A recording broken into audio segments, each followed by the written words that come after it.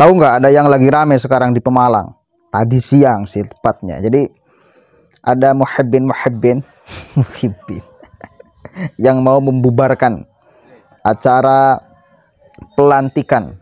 Tetapi sayang seribu sayang, mereka nggak berhasil masuk merangsek untuk membubarkan pelantikan itu, malah dipukul mundur oleh Laskar Sabilillah.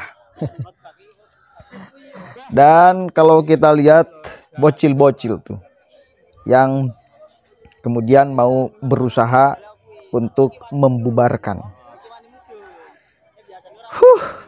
Suruhan siapa ente, bro? Suruhan siapa ente? Tergerak hati nurani kah? Atau ada kabib-kabib yang menggerakkan kalian? Hati-hati loh, hati-hati. Ente yang akan nanggung efeknya, akibatnya bila akan bertindak sendiri-sendiri. Apalagi seperti kejadian kemarin di Karawang, mengambil tindakan yang melanggar hukum. Ente yang rugi, bro. Ente yang merasakan indahnya di penjara, bro. Ente yang pada akhirnya merugikan keluarga ente, bro. Ente yang kalau punya istri dan anaknya menelantarkan mereka gara-gara ulah ente, bro. Jadi sadarlah, sadar. Enggak, jangan dikira ente-ente orang itu yang punya keberanian untuk melakukan itu. Janganlah. Ya. Tak boleh. Tak boleh. Nanti takutnya ente dikasih paham oleh Laskar Sabilillah. Repot kan jadinya. Kita coba lihat nih keramaiannya. Nah, ini rame. Sopo ya ketuane? Muter to ya? Oh ya biasa, ning muter. Malang muter lah. Kayak muter ya? Kalau muter itu sing tengah iki muter. Lah iya, si mau khotib ning Masjid Agung. Heeh, kan iki ngomong mau sunat kaki Habib kuwi yo. Bah, yo dibocah cilik-cilik lho, gancuk lah. Pinter, memang kono ki model kuwi, tapi iki wani mudun. Iki wani mudun. Biasanya ora wani mudun, ini Pekalongan ora wani mudun. Pas aku kayak ora wani mudun. Cuma anak buah TNI apa. Ini adalah perilaku Habib golongan orang-orang nggak jelas itu. Masih putih baju tua. Gue jenggot.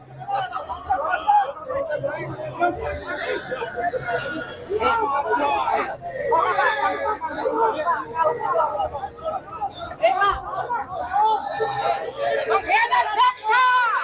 Pengkhianat bangsa.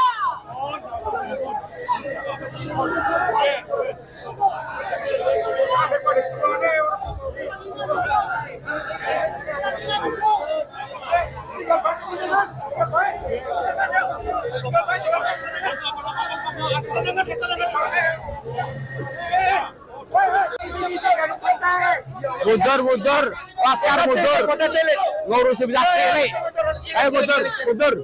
Teman-teman, mundur, anu catat cilik. Konsentrasi pada pelantikan. Yo. Biarin. Jangan dirokok aja. Masuk. Oh, malah kesemangan biar malu. Si pada pelantikan. Ayo. Ayo bocah lebut-lebut bayi-bayi lah satu rusi lah. Ya. Kae lo, bajingan sini tengah lo. Jan brengsek. Balik pada. Bang Ali, ayo teman-teman suruh balik konsentrasi. Ayo balik 1,2. Balik. Jadi jalan ke seneng ke. 1,2. Mundur. Konsentrasi.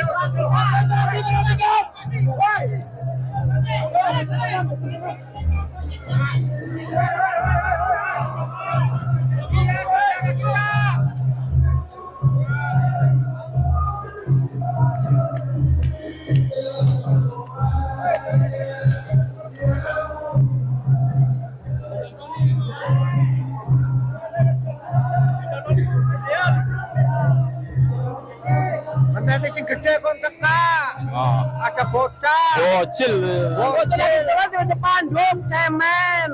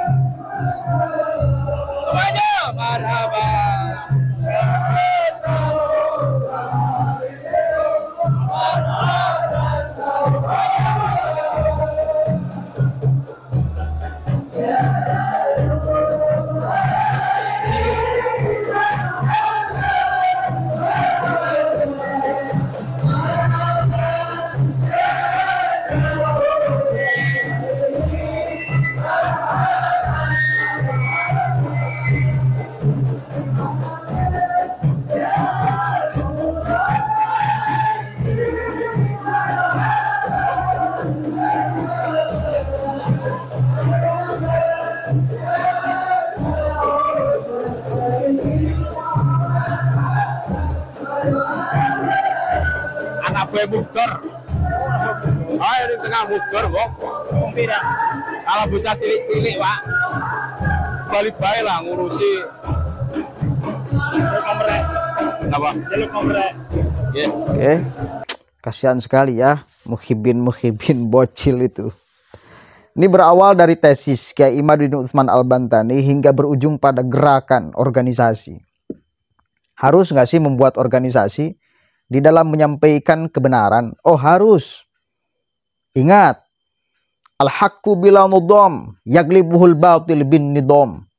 Kebaikan yang tidak terorganisir maka akan terkalahkan oleh keburukan, oleh kejelekan yang terorganisir. Satu kali lagi, al-haqqu bila nidom yaglibuhul batil bin nidom. Kebaikan yang tidak terorganisir maka akan terkalahkan oleh keburukan yang terorganisir. Apa yang diupayakan oleh Kiai Ima dan kawan-kawannya kita yakini sebagai kebaikan. Menebar cahaya terang ke setiap kepala-kepala yang gelap. Maka itu harus diorganisir karena mereka sudah membuat organisasi. Mereka juga bergerak. Ya, itu pakai organisasi mereka. Mengumpulkan massa pakai organisasi mereka. Maka kalau kemudian kita tidak buat sebuah perkumpulan, sebuah organisasi untuk menyampaikan kebenaran, kalah kita, Pak. Makanya mesti ada. Ya, mesti ada di dalam sebuah gerakan kebaikan itu diorganisir. Yang satu pemahaman, yang satu ide, yang satu pemikiran itu masuklah dalam gerakan ini. Yakin 1000% apa yang kita sampaikan itu adalah kebenaran. Sandaran kita jelas, tanggung jawab di dunia wal akhirah. Begitulah ya. Itu penting sekali. Penting untuk kemudian dipahami. Jadi persoalannya nanti bukan mau ribut-ributan di jalanan, apalagi bukan. Bukan. Ini mengumpulkan orang yang sepemahaman, sepemikiran, menerima karya ilmiah dan akan mengkampanyekan karya ilmiah. Tanggung jawab di dunia wal akhirah, sekali lagi. Harus diorganisir kebaikan itu. Tak boleh bercerai-berai, harus bersatu. Begitu ya. Begitu. Dan kepada para muhibbin, Anda silahkan meyakini apa yang Anda yakini. Mempercayai apa yang Anda percayai. Monggo. Tapi jangan coba-coba. Jangan macam-macam kau ganggu kepercayaan kami, keyakinan kami. Jangan. Tak boleh. Sandaran Anda mungkin jelas. Silakan Anda punya sandaran yang dirasa Anda kuat. Meskipun kata kami adalah lemah. Dasar meyakini mereka Habib Alawi sebagai zuriyah Nabi, monggo. Tapi kami punya sandaran juga yang jelas. Ya. Punya kita sandaran yang jelas juga. Begitu. Jadi please, jangan bertindak yang akan membuat rugi Anda. Kasihan. Karena yang menggerak kalau kita lihat itu ya pribumi. Muhibbin. Yang masih belum terbuka otaknya menerima kebenaran, saudara. Dan memang itu adalah tugas kita semua untuk menyampaikan secara pelan-pelan. Pelan-pelan. Untuk menghancurkan gembok dulu yang telah mengunci pikiran mereka, ya, yang meyakini 1000% tanpa ada observasi bahwa Habib Alawi sebagai zuriyah Nabi. Lah kita bobok dulu tuh. Sedikit-sedikit buka dulu kuncinya. Setelah dibuka kuncinya, kita akan kemudian berikan fakta-fakta bahwa mereka tidak cocok, tidak layak, tidak ada fakta yang mendukung sebagai zuriyah Nabi. Udah, bakal nerima kok. Sekarang masih ada yang brutal kayak gitu, masih ada. Biarkan, biar waktu yang menjawab. Biarkan, memang proses penyadaran doktrin yang telah puluhan bahkan ratusan tahun mereka bangun itu sudah cukup lama, sudah cukup mengkarat.